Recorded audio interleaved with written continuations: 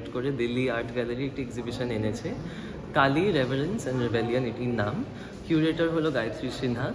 আমরা এখানে 3টে সেকশনে ডিভাইড করেছি এক্সিবিশনটা। এখানে প্রথম সেকশনটার নাম হলো ডিভিনিটি, অর্থাৎ দেবত্ব। তারপরে আমরা রেখেছি সাবঅল্টারনিটি, আর তারপর রেখেছি আমরা প্রোটেস্ট, যেখানে আমরা একটু মডার্ন আর্ট তুলে ধরেছি।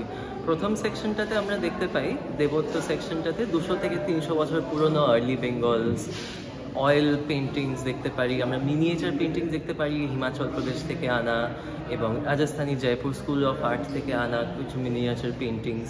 আমরা এখানে অনেক রকম একাডেমিক ফর্মস অফ আর্টও দেখতে পারি, যেভাবে কালীকে ডিপিক্ট করা হয়েছে। আমরা কালীর নানান রূপ দেখতে পারি, দশ মহাবিদ্যর রূপ দেখতে পারি এখানে, জগদ্ধাত্রী, ত্রিপুরা সুন্দরী, তারা, শ্মশান কালী এক্সেট্রা, সব কিছু এখানে রাখা আছে।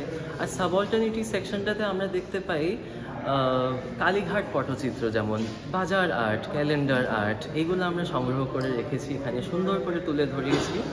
আমরা কিছু স্কাল্পচারও রেখেছি, দক্ষিণ ভারতের থেকে নিয়ে আসা একটি ইয়াক্ষী আছে আমাদের কাছে, একটা প্রভাবলী আছে রূপোর তৈরি।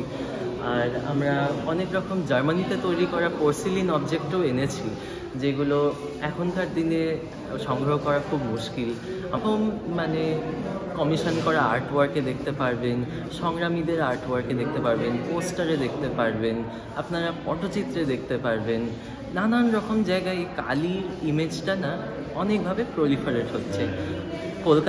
কলকাতার বাইরেও আমাদের যেরকম জাপান থেকেও এসেছে আর্টওয়ার্ক, আমাদের পার্সি কমিউনিটির আর্টওয়ার্কও আছে এখানে। তো সব কিছু মিলিয়ে মিশিয়ে গায়ত্রী সিনহার কাছে মনে হয়েছে যে কালীর এই ইমেজটা খুবই ভালনারেবল একটা ইমেজ।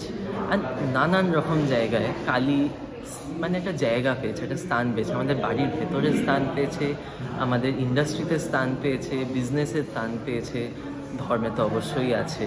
আর এক্সিবিশনটাও হচ্ছে কালীঘাটের খুব কাছে, তাই খুব মিনিংফুল আমাদের জন্য এখানে এই এক্সিবিশনটা আনা।